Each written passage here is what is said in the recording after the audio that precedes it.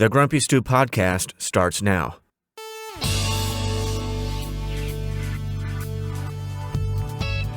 Hey there, this is Dylan, the Grumpy Stew from the Grumpy Stew Podcast. It's the podcast for flight attendants, and you're listening to episode 38. Thanks for listening. Today's episode, we have the very funny and very clever Canadian Stew, all the way up from Canada. Jumpseat Confessionals is on today. If you're not already a subscriber to Jumpseat Confessionals on the Instagram, you need to go on the Instagram, find Jumpseat Confessionals, and follow her on Instagram. Before we get too carried away with today's episode, I want to thank you again for listening. If I haven't mentioned it enough, I do appreciate you guys indulging me in my little hobby here with the podcast. If you listen on YouTube, please consider subscribing to the channel. It does help me out. And if you like the content, if you like what you hear, press like on the video. And I mentioned this on the last episode. It's for a couple of reasons. One, it tells me that I'm doing the right thing, that you like the content, and that's what I need to keep doing. I get no likes. I think that's a sign right there. But the other reason is YouTube has this fancy pants algorithm. It's very complicated. I can't really explain it because I'm kind of stupid, but it's my understanding that when you like a video, it tells the algorithm to try to promote that video and get more eyes onto it. When you press like on something, someone else is going to see it. But if you can help me out, press like, subscribe, that'd be fantastic. What have I been up to lately? Well, with this whole Corona stuff, not much. Not a whole lot. In terms of flying, I haven't flown very much this month. I'm still working, quote-unquote, working this month. All of my trips this month have canceled. And so I've been sitting on reserve to protect my pay. I've been used just a few times, mostly a couple turns, a 2-day trip here and there. It's really not been very much. They're paying me 120 hours to do a couple of turns to Atlanta. That's about it. It's pretty bleak at the moment. My airline is downsizing considerably. We've probably lost like 95% of our demand. The rest of the summer is going to be worse. Could be a while before people feel like they can fly again. So thanks to the dirty Rona for that. But on the flip side, my secondary gig, my other quote-unquote hobby, it's kind of starting to get a little busy. I have 2 books to work on. I'm working on a book by Ryan Hunter. It's very funny. It's kind of cute. It's a book called Ted and Stuff. It's about this squirrely little guy that he just somehow floats to life as a complete moron. And it seems like all the main characters in this book are cartoon characters, except for his closest friend, the Baron is what he calls him. His real name is Charles. And they have like this imaginary blood feud, but they're really just best friends from childhood. So that's Ted and Stuff. It's by Ryan Hunter. You can get it on paperback and I believe ebook on Amazon. The audio version, which is what I'm working on, the audiobook. I anticipate having that finished in May. Hopefully it'll be released in June. So check DylanVoiceover.com if you'd like to listen to a sample. I'll put a link down below. The other book I'm working on is a book by Kevin MacDonald. It's called A Nation Interrupted. This book is not funny. It's not a comedy. It's actually more serious. It's still fiction, but it's based on alternative reality. The underlying concept is, what if the Confederate Army won the Civil War, and there are essentially 2 Americas. There's the United States of America, the northern states, and then the Confederate States of America. So then you fast forward to the 20th century during World War II. There are 2 Americas. Both Americas are fighting Hitler. It's kind of a thriller, suspense, mystery thing, and I'll be working on it through June. Yeah, I'll be working on that in June and July. Hopefully have that finished by the end of July. Hopefully it'll be out in market in August. That's my second gig. But in terms of flying, the passengers have always been kind of stupid, and they've always been sneaky and underhanded. And now that planes aren't very full, they think they can just sit wherever the fuck they want. I'm sure some of you have seen this. And more than one occasion, I had to kick people out of first class. And first class wasn't empty. We had 5-6 passengers in each flight up in first class.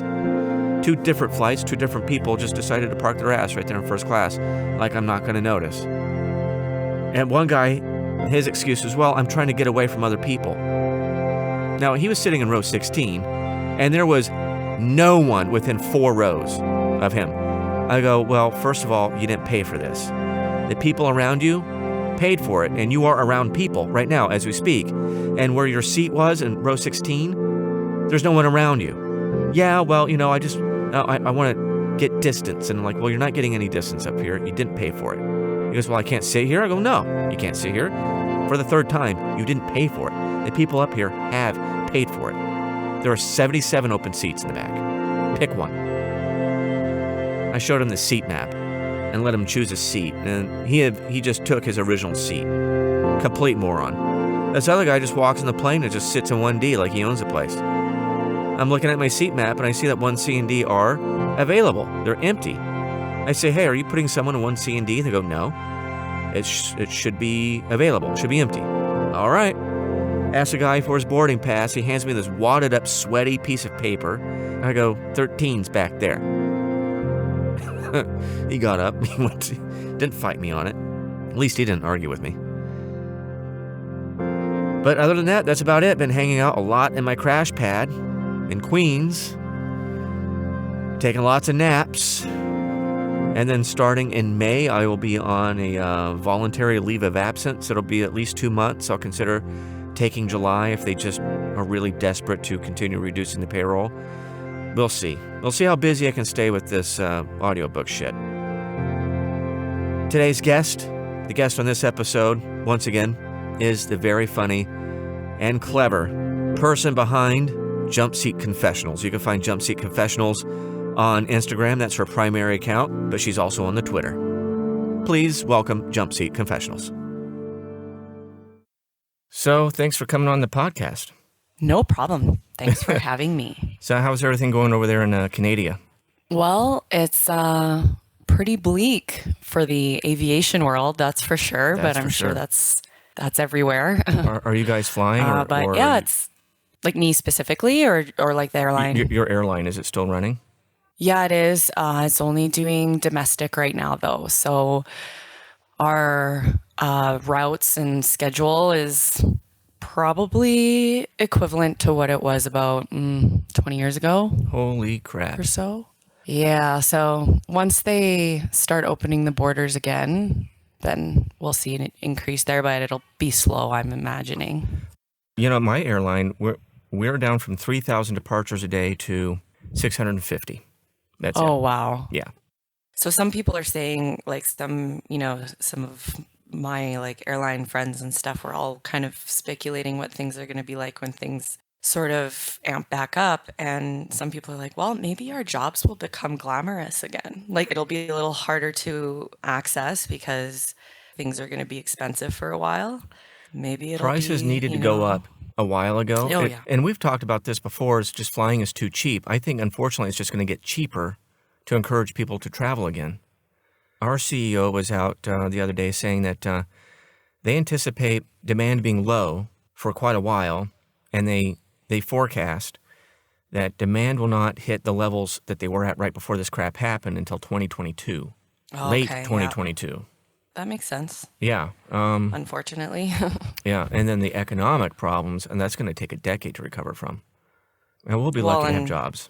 Yeah, we will. There's a lot of flight attendants and probably pilots too that are trying to think of what plan B is now, you know? Well, when you take an airline that's parking over 600 planes and shrinking the size of their operation 90% overnight, someone's going to be SOL. Crazy. Yep. Absolutely. SOL and JWF. Yeah, it's all happening. What's JWF? Jolly well fucked. Oh, I haven't heard that one before. I should have saved that one for Dan Air next time we have him on. So, Jumpseat Confessionals. Yes, hi. Yo, so... Yo. I know you from Instagram, but you're also on the Facebook, right? Not the Facebook, just the Twitter and the Instagram. Just the Twitter. What's your Twitter handle? I think it's Jumpseat Confess 2. So is that how we should search for you? I think you could just go Jumpseat Confessionals; it'll come up. All right. But I don't have a lot of Twitter followings. My main thing is the Instagram. I just kind of use the Twitter as the template. So your confessions, you tweet your confessions, right? And then you just take a screen grab and put it on the Instagram? Yeah, exactly. Yeah. That's how I do mine. when I did my Confessions of a Grumpy Stew. Yeah, so I made it more of like, I use Twitter more as like for the template, and then it's just interesting going through the feed sometimes. Sometimes it can be a little overwhelming, but I've never been a big tweeter, but it's like a whole other sort of culture on there. Do you get a lot of interaction for your followers on the Twitter? Not compared to Instagram. Like Instagram is big kind of engagement, and then Twitter is more, yeah, I'll get like a few retweets and stuff here and there. I'm not as like active on there. I'm Instagram's kind of like was my main focus anyways when starting the account. So it's interesting. Like I'll go on Twitter and then see all these comments on one of my tweets, and I'll be like, oh shoot, that was like a week ago. I should have responded sooner. Whoops. Oopsie. So on your Instagram, you've got like 2,500 followers now. Yeah, I'm getting up there. How did you get started with the social media? So yeah, it's funny like that I'm on your podcast, because initially the first like idea baby was a podcast, and I wanted to just have a podcast where I'd have flight attendants on, kind of what you're doing, talk about things that you talk about in the jump seat, just because it is such a unique relationship that we have in the jump seat with each other. You'll meet each other, for the first time, and then 10 minutes later you're taxiing and you're talking about your relationship and whatever else. And things that I feel like in other industries or other workplaces would be kind of maybe like an overshare, or you never like show up at work at your first time meeting somebody and then start telling them about like your fertility issues, But it's a unique lifestyle that we have, and you're right. Like when you have like a normal office job, you don't meet your coworker for the first time and start discussing, breastfeeding, something like that, something highly personal, or marital problems or whatever's going on. But us, it's like we call it jump seat therapy. Yeah, exactly. And you could probably name your podcast Jumpseat Therapy. Yeah, I could. That would be $1 million idea. You're welcome. You can have it. There you go. If I start making money, I'll give you a cut. Oh, thank you. But that was kind of like the idea, because I just thought that was such like an interesting part of our job, and just like some of the things you get talking about with people that then you might not ever see again, or for like 5 years later you're like, hey, how did that whatever problem work itself out? And they're like, oh, that that's the other interesting dynamic of what we do is, we may not see someone again for a couple of years, but we pick up right back where we left off. Yeah. And it's just like nothing ever happened. Yeah. I can't tell how many times I'll be in the lounge, and like some flight attendants will see each other for the first time in like 5-6 years, and they're talking about their kids. They're like, wait a minute, you had another kid? Yeah, exactly. Oh, he's 10? Yeah. I mean, how long has it been? Yeah. That if it's a pilot, you're like, oh, you're on your third wife? No, I'm just kidding. No, probably true. Probably true. But and she's a flight attendant? Oh, a new hire? Oh, shocker. Yeah, wow. Couldn't have called that one. Yeah, didn't see that coming. Yeah.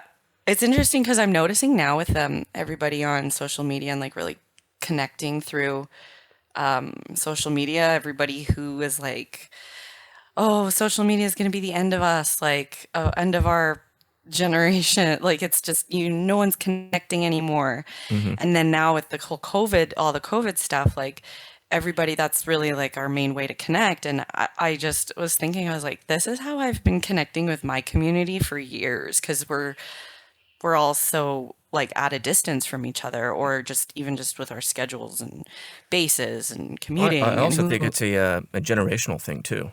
Yeah, that's a good point. I mean, if you're my age or younger, social media has been a big part of your life for quite a while. Yeah, absolutely. It's a very volatile industry too, as we're seeing firsthand. Right. Yeah. Yeah, I don't think any of us knew how quickly It's crazy how quickly things went to shit. I mean, really, really quickly. Yeah. Well, I was just thinking, like, when you and I were chatting, like, if, what we wanted to talk about and stuff, it was like we were both still working, like, normal schedules. Right, And, like, COVID was just happening in China, and we're like, oh, yeah, that's crazy. Yeah. But, here we are, 43,000 Americans dead. Yeah. The whole world is collapsing economically because we didn't act soon enough. Yeah. Yep.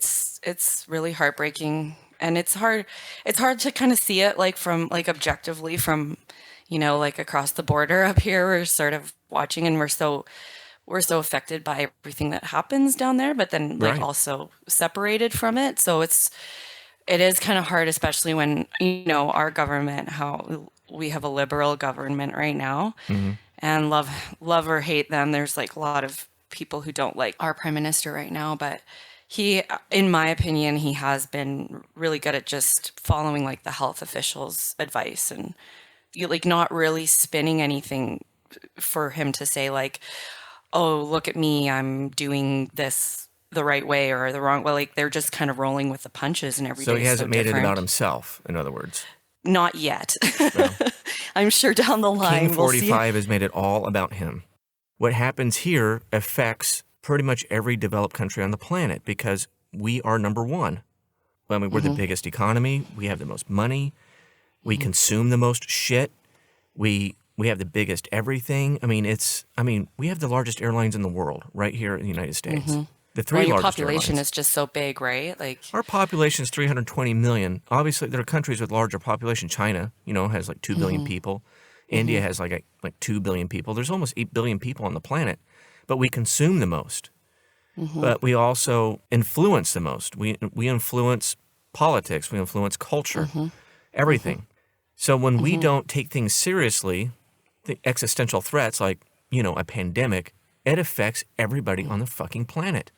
And so what's the status in Canada? I mean, how many people do you suppose are infected? How many deaths have you had so far? I think the last time I looked, it was it's a lot too. Actually, I can just like look it up right now. Yeah. For cases, it's we've had just under 40,000 cases confirmed, and then just under 2,000 deaths. Well, what's the So population of Canada at the moment? it's 37.59 million. Wow. Hey, That was in that's very 2019. specific. Very good Well, Googling. Thank you very much. Yeah. Thank you. Sounds like your prime minister and your government are taking it a whole lot more seriously. Well, from the get-go, right? Like this would have been a month ago. They put in a lot of the social distancing stuff, a lot of flattening the curve. Like everybody who could work from home started doing that way before. So in my province, there hadn't even been like one confirmed death when all of the stuff got kind of put into place to start with the social distancing. So I do think that helped a lot, just getting ahead of it and seeing like the trends of places like South Korea and stuff that did the same thing and just took it really, really seriously for like been like a month now. And they're talking about that hopefully like mid-May, they'll be able to start loosening some of those guidelines and Hopefully things work out. Now, something interesting with Canada, and a lot of people may not know this, you guys have a very sizable Chinese population. yeah, we do, Particularly especially in Toronto and Vancouver. BC, Vancouver especially, yeah. Yeah, and Vancouver is right on the border of the United States. Yeah, we have Because quite they're a- wealthy. That's the thing. They're not broke dicks that migrate from China to Canada in particular. You got to have some money in the bank. And Oh yeah, no, yeah. like Vancouver is owned by like a lot of Chinese, rich yeah. Chinese people. And what's crazy is, and they do the same thing in New York City, is like these really rich Chinese people, they buy up The real estate. the real estate, and it'll just sit there vacant until some nephew is ready to take it over or something. But they drive up the cost of real estate. They'll overbid for shit. Just Yeah, to, that's why Vancouver, the cost of living there is insane. Probably the same yeah. for New York. Yeah, yeah, Toronto too. yeah. Yeah, Oh, for sure. That I feel for the flight attendants based in those places. I'm based in New York. I refuse to live there. And I considered it and I looked into it. And, at first I'm like, okay, well, looking at apartments in Queens, a 700 square foot apartment was $2,000. And like, Oh my Jesus, gosh. $2,000? That's kind of a lot of money. And like, well, get a roommate, share a room. And live in Brooklyn because that's where all the cool kids live right now is Brooklyn. I And love I'm Brooklyn. like, okay. And they're paying anywhere between $800 to $1,200 a month to share a room with someone. I'm like, no. First of all, I'm like 40. I'm not doing that. And secondly, no, that's stupid. That is stupid. That's stupid money. Stupid money. It's like dorm living. Yeah. Yeah. And I'm not a kid. I'm not into that shit. I don't want anybody in my house unless I'm sleeping with them. You know what I mean? Yeah. Exactly. Yeah, it ain't happening. Roommate. Yeah, it's definitely like a lifestyle choice to just be in the metropolitan, right? Which not in a pandemic is amazing. Right. No, I mean, if you're married and you have, support from a spouse, yeah, you could probably pull something like that off. But, Yeah. especially as a junior flight attendant and a mate like in San Francisco or something. Oh, God. I mean, the poverty level in San Francisco is like, I think annual income is about $114,000 a year. That's poverty. Oh my gosh. Yeah. That's insane. A friend of mine lives, I don't know why he lives in downtown San Francisco. I don't know why. And he works himself to the bone to pay his $3,000 a month rent. And he's never home. He's never home for a little shitty apartment. And I'm like, dude, my mortgage is half that, and I have 3 bedrooms to myself, and it's brand new. Yeah. It's... Yeah, I have a few friends who started, based in Toronto, and then they realized how much they had to work to just like pay their bills, and they're like, this is not the quality of life I'm looking for. So they ended up moving, back home to their other towns or cities or whatever and just commute so that they could commuting sucks, at least have a life. And it's one way to save money. Yeah, for sure. But on the other hand, so this is part of the flight attendant lifestyle is people don't realize that we're not salaried. We don't get the same paycheck every single week or 2 weeks or month just for showing up. We're paid by the flight hour, not even the hour that we work, but the flight hour.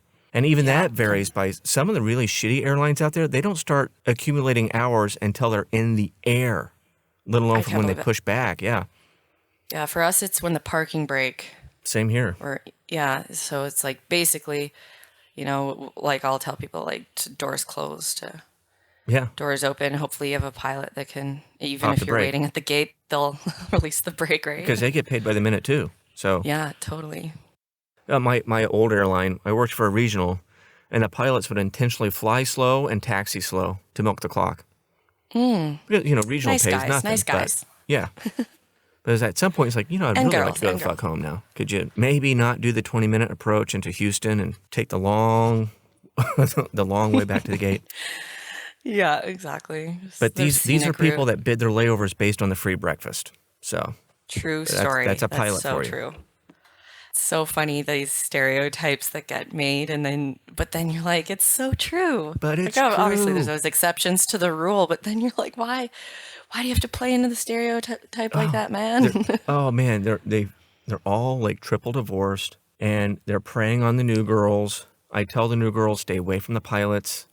They don't like you. They like it. And when they get tired of it, they're going to move on to the next one. Yeah. And when we're talking about these cheap bastards, they won't buy a freaking hamburger. They're not going to spend $40,000 on a divorce for you. They're not going to do it. They're not going to pay alimony for 2 wives, child support for 5 or 6 kids. They're not going to do it. Yeah, exactly. Well, I mean, I feel like I know a lot of really awesome, decent pilots too. And actually, if I have to think of my top 10 favorite like captains, I'd say almost half of them are female. I think it's just because they just are all the best parts of what your favorite pilots do. They're just, they're socially there. I don't know. They're not like as awkward, I find. I think the ladies make better pilots. They have more skills, it seems. Best landings by far have been lady pilots. Get it, girls. Yeah. I know. I One time we're leaving Chicago in bad weather, and there was wind shear right on takeoff, but the female first officer was flying the aircraft, and you wouldn't have ever known there was a problem. Mm-hmm. Yeah. And there was a huge problem. Didn't even know it. Mm-hmm. Yeah. Yeah, well, I know, I think about that too, and I'm like, it's too bad that they have to get jumbled in with some of those stereotypes that we were talking about earlier, because I'm like, I don't know, it's like a whole other ball game, but it is. I'm sure if, but I have a few pilot friends who are just like the most amazing, decent guys too. So it's like, you know what I mean? But they're not all pigs, but enough of them are.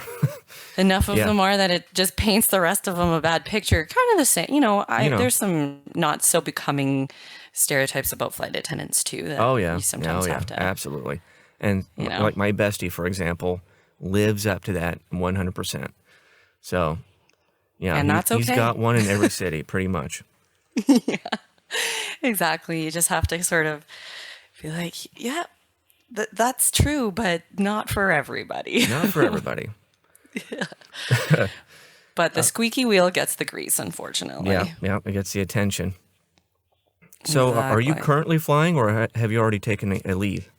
I took a leave. I'm a mother, so I don't have childcare anymore. So I had to make that decision early on. Even in the beginning, when things weren't sort of as strict as they are now, people were strict with me and our family, and just like the contact coming into with me because of my job. So Oh, the I felt like I stigma was of being a flight isolated a attendant during little. COVID. Exactly. Yeah, I felt like I was isolated a little bit before everybody else. yeah, I've heard that quite a bit. Because of that, and then just because I was, part of my fear was more about being quarantined somewhere and not being able to come back home.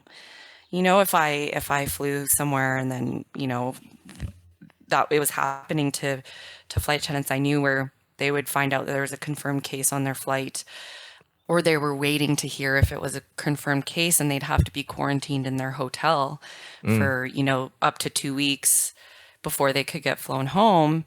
And, if you have a family or other obligations or other responsibilities that you can't really be gone for 2 weeks for. Right. No, yeah. That was actually more where my fear was in terms of flying at that time. Because, I mean, as we know, like the planes are cleaner than they've ever been. They've and never been cleaner, now that but they're also empty. Our job is really like, It's gotten the a lot job easier. has just been, yeah. It's literally just arming and disarming doors and getting people in seats. That's kind of like the whole job now. Yeah, you're just there in case of emergency, which is Pretty really much, what which we're was the trained to intent do, from the right? very beginning of this whole flight attendant thing. Yeah. I mean, they used to be nurses in the very beginning. Yeah. When our government was finalizing legislation to prop up airlines, give them some money so they can keep people paid, people were just they were just so upset about the prospect of giving airlines money to save jobs. Each airline is losing between $60 and $100 million a day. The money they have in the bank won't last forever. But airlines in the United States employ directly and indirectly 10 million people. So you're saying that those people don't deserve their job because you don't like an airline. I mean, that's just so short-sighted. And it all trickles. But these are the same people who are complaining about how expensive flights are. Yeah. So it's like, okay, if you don't want to have to bail out an airline that you rely on for your travel and for your vacations and all this stuff, then you better not be complaining when they come back and they haven't been bailed out and your ticket is, triple or what it was before, because they have to make it up Flying somehow, was right? so freaking cheap, and it was never cheap enough for these people. And then they complain that, they're squeezed into planes like sardines. Well, investors expect a certain return on their investment. Shareholders want to make money too. The owners want to make money. And executives are expected to deliver. And so when you got 200 people paying nothing for a fucking ticket, yeah, you're going to have to squeeze 230 of them into a plane. It's just how it is. It's economics. It's just math. But no. They want They a forget it's a $50 business. ticket, and they want, a prime rib and shrimp dinner. And they want all this shit for nothing. Yeah, everybody wants to just make a buck, save a buck somewhere, right? So, And they also all but then think they're experts, which is really funny. But these are the same people that can't operate a door yeah. on a toilet. Oh, and they yeah. go in there barefoot and then don't know how to flush it. It's just the Is average that still passenger, happening? I hope people are putting on their shoes and washing their hands now, at They're least. being better about going in there with shoes, but they don't wash their hands. What? Yeah, because they're afraid to touch anything. Oh, my God. And they just throw everything on the floor or they put it in the toilet. Oh, gosh. Yeah. People are so fucking stupid. Yeah, They're stupid. Well, for me, I get them, everybody wanting to protect themselves, but for me, and it was bothering me at the end of when I was flying there at the end of last month there, and people would come on with their gloves that they had worn all day. The one pair, I saw this one, I was in Pearson in Toronto, saw this lady all decked out with her mask and her gloves. And so, she, you noticed her, and she's on the other side of the airport, and, she's touching the rails on the, Right. Escalators, and she's, touching this and that. And then she touches sitting her down. face and she touches her phone. Oh yeah, and then she came on the plane, and I Yeah. said, "Hey, when was the last time you changed your gloves?" Yeah, And she people think said, because they're yeah. wearing gloves, they're immune. And so they keep touching themselves. They touch their clothes. They touch their phone. They touch their face. Yeah. But I'm wearing gloves. It's like, you don't understand. Those gloves are contaminated. Yeah. Yeah. Yeah. You That's can't why, touch like, for anything. And the minute you touch something, you got to change your gloves before you touch something that you touch often with your own hands, like your phone or yeah, your face. yeah. Yeah, but That was like, when we were wearing gloves for service, and I don't know how you Yeah. you are doing it, but we are. Yeah. you wear the gloves, and Change them out. literally, if you touch somebody else, you have to change them. Yeah. Pretty much. Yeah. That's that's what you should be doing. You should be washing your hands before you do a service, after you do a service, after you collect garbage, and every time you change your gloves. You should be washing your hands. Yeah, it's pretty crazy stuff. So my question now for Sure. myself and for you and for anyone else who wants to answer this question is, can I still be Jumpseat Confessionals if I'm not in a jump seat? Yeah, you can. Or- You'll eventually be back in that jump seat. And I hope. now that you've got all this time on your hands, you can start your new hobby of podcasting.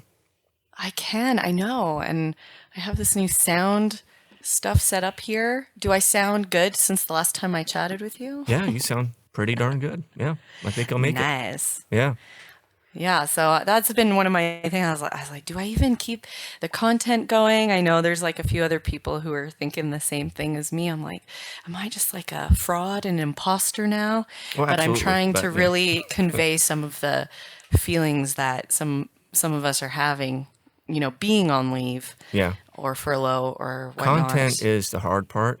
It's hard to find the inspiration when you're not in the galley or in the jump seat, but it's trying to still feel that like community and the camaraderie that we have with each other on the road and stuff. And I definitely have seen that happening on the socials, so that's good. So, Jumpseat Confessionals, still do you have kind of a looking at- confession today? I was thinking like it is kind of interesting that some people are only now like really realizing how much social media can connect you, when I feel like I've been relying on social media for connection for a long time with my community and with my flight attendants. Like you meet somebody and you really connect, but you're never going to really be able to hang out because of your lives and whatever. And so you get to see each other's lives on Facebook, and then you see each other 2 years later and you're like, oh my gosh, I saw that you were in Hawaii and that you got engaged or whatever it was. And that's not weird at all for us, because it's like we're all happily like watching each other like kind of from afar, but it has this different kind of investment. And so for me, it's kind of funny that people are all of a sudden realizing like that, like what it's worth in a really positive way. And I feel like flight attendants and flight crew have like been reaping its benefits for a long time. My other confession is that I ordered the same mattresses at my favorite hotel because I missed it so much. Oh, okay. I'm not joking. That's a funny confession. I'm not joking. I was like, I cannot believe how much I miss my hotel beds. Which Some of hotel them chain are are terrible, you trying but to emulate? trying to emulate, but also like just get good sleeps. I realized I would really catch up on my sleep when I was on the road, like good sleeps, because 5-year-old that comes into bed with me a lot. So flight attendants are hotel snobs. I'm certainly one. I hate with a capital H, Red Lion. I call it the Dead Lion, and I don't like Holiday Inn. Ooh, I'm not a Holiday Inn fan. Yeah, I'm not a fan. Do not get put up at Red Lion. And in Europe, I cannot stand Novotel. Okay. It's basically the Holiday Inn of Europe. Okay. And let's see, but I really like the Renaissance. I like even your run-of-the-mill Marriott and Hilton are just fine. But I like the Garden Inn. I like a Marriott. I Yeah. like a Sheraton. Yeah. The Sheraton beds are Yeah. are one of my faves. The Renaissance is okay, except for that air freshener they Oh, yeah. pump everywhere. It's like intense. There is a hotel that we stay at in Vegas.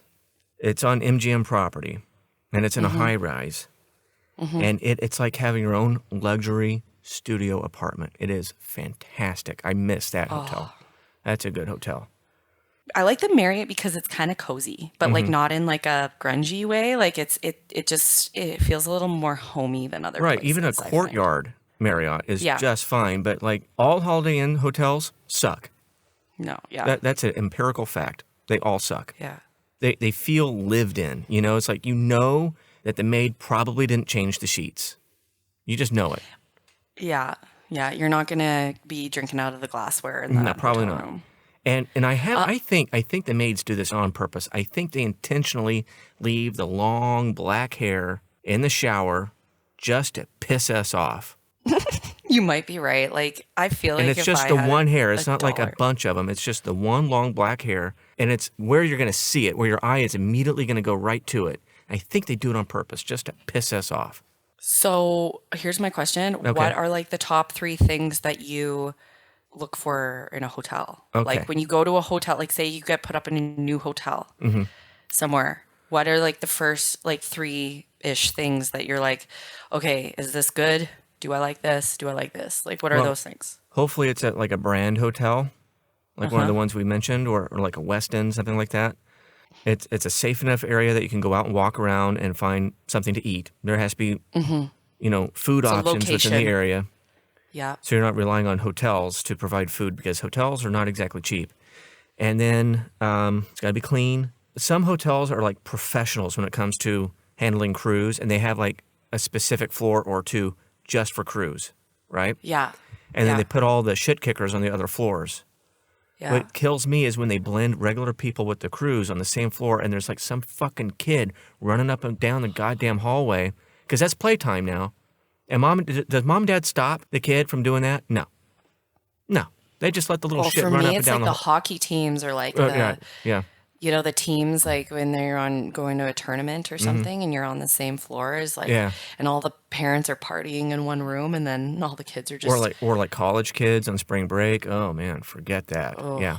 I haven't so get this. that. So I had a relatively short layover in Washington, D.C., and the hotel we used that night was hosting a furry convention. Like dogs? No. That kind of furry. Yeah, it's grown-ass people that dress up in these animal costumes. And I'm not talking like, like a Disney cartoon kind of costume. You know what I mean? It's like head to toe, fully enclosed, but they're animals. It's like a fox or whatever. But they're very ornate, I'll put it that way.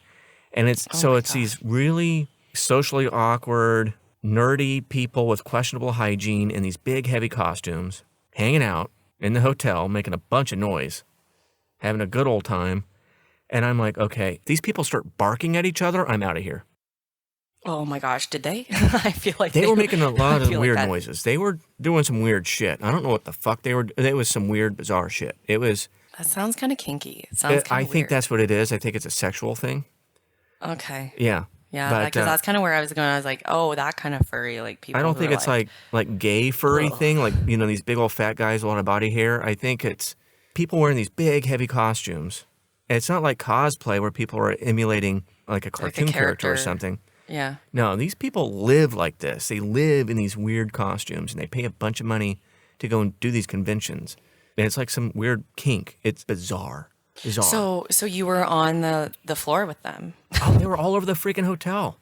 And the hotel didn't bother separating us from them. Yeah, that would have been a bit of a trip, I would It was interesting. Oh, and it would take forever to get an elevator because it's full of all these people in these big, bulky costumes. Oh my gosh, it sounds like a dream or like some weird Twilight Zone. Right, and you can't get out. Yeah. Yeah, you're like, what's happening? You're like trying to wake up. And then you go on Netflix and the number one watched movie is Pandemic. And you're like, everybody's just this is a joke, right? Sick. You guys are sick. Everyone's just watching Pandemic. Like, we're just suckers for punishment, I guess. So, Jumpseat Confessionals. You're on the Instagram. You're on the Twitter. Do you have a website? No, I am bare bones here. I'm like, I should get a website. I should, but I don't know what I put on there other than just what's on my feed. Well, your feed, you would populate in your feed and then have like updates and stuff. And then once you start your podcast, you'd populate your podcast into your website. Then it's one-stop shopping. Oh, see, I needed to do this with you today so that you could just, encourage me. Flight attendants, we help each other. I know. I know. It's a club. You know what? You can be my first guest. There you go. I'll help you. I got a complaint for you. Since I'm still kind of sort of flying, You know what? You know what the Yes. passengers are doing now? Tell me. They just walk right up into first class and have a seat. No. Yeah. Well, you So didn't pay for people this. are just upgrading themselves because Yeah, the 5-fingered upgrade. That's what I call it. That's When a you're good losing one. 60 mil a day, no, I'm not too inclined to give shit away for free anymore. No. Yeah. No. The day of the freebie I is will over. never reward that kind of entitlement Me either. or it's Well, like, normally no, we no. sell headphones on board, going through, and everybody, only economy has to pay for it, but, like the upper economy and first class, they don't pay for it. It's included. And so, I'm handing out headphones in economy. It's $2. The guy goes, but I'm a platinum. I'm like, okay, still $2. But I'm a platinum. We don't reward people with status. It's like, you're in economy. You know how this works. You're a platinum. It's like, I guess you don't need these $2 headphones in, It's Wow. sacks of shit. Yeah. Yeah. Everybody has their own logic when it comes to these things. And But the it's seat's just, empty. So? Because nobody paid for it. Are you Yeah. going to pay for it? I had this guy Yeah. get into I worked for a regional that did a lot of flying for United Express. And if you want to sit in the exit row, you got to pay for an upgrade to sit in the exit row. It's considered Okay, a yeah. premium economy seat at that time anyway. And and the exit row was completely empty because nobody wanted to pay for the upgrade. So this guy just got up and sat there, and I'm like, need you to take your seat or pay for the upgrade. It's like, but it's empty. It's like, you still got to pay for it. It's an upgrade. But it's empty. What if there's an emergency? It's like, then I'm going to open the door because I'm trained to open it. You're not. So, I could take your credit card. I can upgrade you right here on the aircraft, or you could take your original seat. And he was like getting belligerent about it. It's like, all right, look, I ended the conversation by this. I said, look, you can take your seat and keep quiet, or you can gather your belongings and get out of my plane. I'm not going to have this discussion anymore. Yeah. I'm just going to keep my mouth shut. And then he kept going. I'm like, look, dude, what are you not getting? We haven't even closed the door yet. You're going to pay for this if you want to sit here, or you can get out of my plane. Have you ever had the person in the emergency exit row? Have you ever had somebody sit there and then say, I should be getting paid to sit here because, and I'm like, trust me, if you haven't had open that that yet. door, you will be compensated. Yeah. I think we'll refund If your you flight. have to open Yeah. that window, you will be compensated. I'm sure we'll figure it out if the time comes. Let's Well, hope in the not. States, we have a lot of restrictions for sitting there. Yeah. And you have to speak English, for one. You got to be at least 15. And you have to be at least thin enough to fit in the seat without an extender. Yeah, that's the same for us too. Yeah. And so, there's this adult son and mother in the exit row. Mom didn't speak English. And I'm asking mom if she understands what's going on, and she can't answer my question. And the son's trying to coach her. It's like, no, I need her to answer me in English on her own. He goes, well, if anything happens, I'll translate. It's like, no, it doesn't work like that. She has to speak English. She Those are has to precious understand what I'm seconds saying. that we cannot afford. Yeah, yeah. In that situation. It might be the only door on the aircraft that's usable. She has to speak English. And she's like 80. She has to be able to open that door. And then one time we had this, it was an employee, and she was like easily 600,000 pounds. She gets in the plane and it lists to the left. She's in the exit row. She needs an extender. And I said, you know how this works. You know you can't sit here with an extender. Oh, can't you make an exception this one time? I go, I can't do that. The FAA says, no, you know that you can't sit here. You know better. Oh, I hate that conversation with I don't like having to extender. tell someone they're too fat to sit in the exit row. Or when somebody it asks for an extender and they don't know, and they're like, "Oh, can I get a seatbelt extension?" And you're like, "Oh, you're in the Exit exit row, row, so you yeah. cannot have an extension." And then they're like, In this seat, but I can move you. Yeah. "Yeah, but they But this can't." chick was huge, and there was no way she was going to fit through that freaking door. I could only picture in my head how she was like stuck halfway in her little feet kicking, trying to get out. Oh, Yeah. oh my gosh, that scares me for them too, because I'm sure that thought crosses their mind, and Well, that it's the goes same with some guests that require assistance, like coming onto the aircraft, and sometimes because that's what we're trained to do, is to think about the worst case scenario and how am I going to get you off this plane if I have Right. to, and I want to you're get like, out too. I don't know if I'll be know? strong enough, or Right. I can't carry someone that heavy.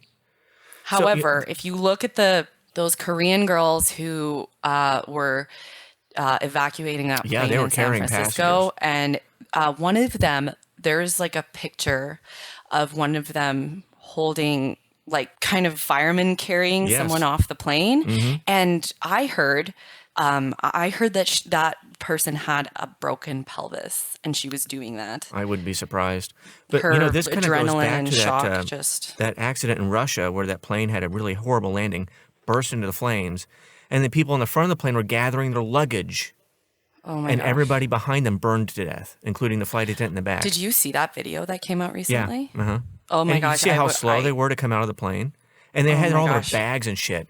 And I talked about this on an episode of the Grumpy Stew podcast, where this big old fat fuck who spent time getting his bags and blocking the aisle was upset that he didn't get his refund fast enough. Oh my gosh. Yeah. And he probably killed a few people. Well, in one of the evacuation, like we've had very few evacuations at our airline, and none of them have resulted in like loss of life or anything. It's just been very good outcomes, other than like having to blow a slide and it being kind of scary for the crew and the passengers. Luckily, and knock on wood, that stays that way. There was one complaint. I think it was the first one that they had. This is Canada for you. I don't know if this would happen in America, but their biggest complaint when like the airline reached out to see how everybody was doing, and like the airline was reaching out and saying, hey, like how is everything okay? Like, and the biggest complaint some of them had was that the flight attendants were yelling at them and during the evacuation. It doesn't matter what and that we they do. were kind We're of saving rude. someone's life. We're correcting bad behavior. We're telling someone they can't smoke. We're asking someone to sit up like an adult. We're rude. You're rude. You're rude. I can't believe you would yell at me to get out of a burning aircraft. I need a refund. What's your name? Fuck you. That's my name. Exactly. I think that one, it was just like smoke in the wheel well or something. Like it didn't even, like nothing was on fire. So maybe it just didn't process for people that it was an emergency. Like it didn't seem as emergency to them. People are dumb. Yeah. They were yelling at us. You guys are normally so nice, and they were yelling at us. It's like, we want you out of the plane so we can get out too. Hello. Yeah, like we're the last ones out. Like when I watched that video of the Russian plane that came out, that was like that head-on video. Yeah, I was just like, of course, all you think about is what the crew is doing. And for those two flight attendants in the front that opened those doors, I can just imagine them like watching the like inferno, and it gave me chills. They see the smoke and the flames, but at the same time they see all these people just kind of getting up out of their seat, opening the overhead bin, looking for their shit, getting their shit, and then it's like they're probably just screaming their heads off to get the hell out of the plane. They're probably pulling people out if they could.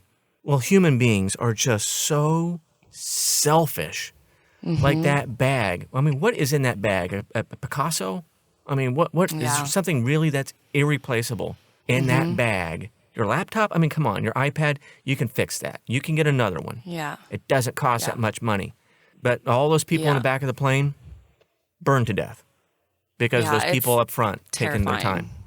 Yeah. And I know like when that first came out, I'm sure you saw some of those like petitions and stuff going around from flight attendants saying like, oh, we should have the overhead bins locked. Right. Like there should be like a locking mechanism, or if you're seen, if there's like proof or evidence that you have taken especially like the rolly bags, when you know that the only place they could have been.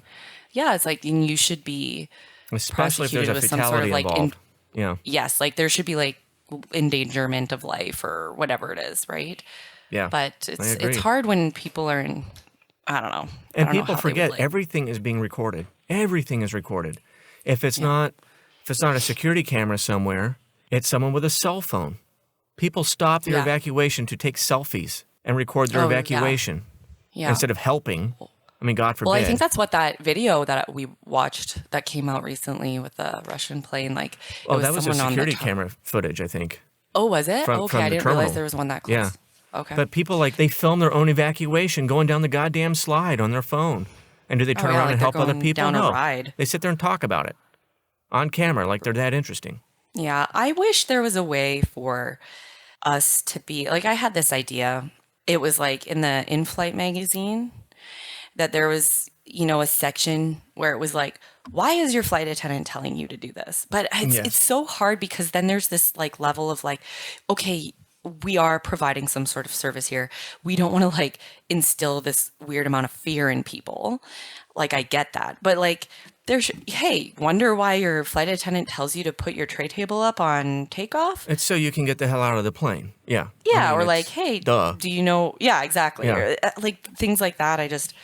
I feel like when people have more information, like there have even been times when you're like securing the cabin and you're telling people to stow their carry-ons in their seat, like under their seat or under the seat in front of them, and they're giving you like the stink eye, and you're like, oh, I'm just telling you this because I want you to be able to get out quickly if you have to. And then usually they're like, oh, I wasn't thinking of it in worst case scenario. Well, that's how we're taught. That's what we do for a living. If we're thinking, I just about that. I just wish people just knew that like when a flight attendant's telling you something, especially like safety related, it's because we're thinking worst case scenario and we want everyone to be safe and alive at the end of it. So it's like, I feel like if people knew that's where we were all coming from, maybe they wouldn't be so offended all the time when we're like, professionally hi, can offended. you? And meanwhile, I'm thinking in my head, just shut up and do it. Just shut up and do it. All right, Jumpseat Confessionals. Yes. From Canada. We're very international here on the Grumpy Stew Podcast. You are so far. I love that. I love that. It's just creating a smaller world in this world the flight attendant where we all feel further abroad. away. Yeah. Well, thanks for being on. Thanks for having me. It's nice to talk about, flying and work, even though it's not the best of circumstances right now. And I hope that everybody's taking care of themselves however That's they how can. it works. Hey, good talking to you. Yeah, good talking to you too.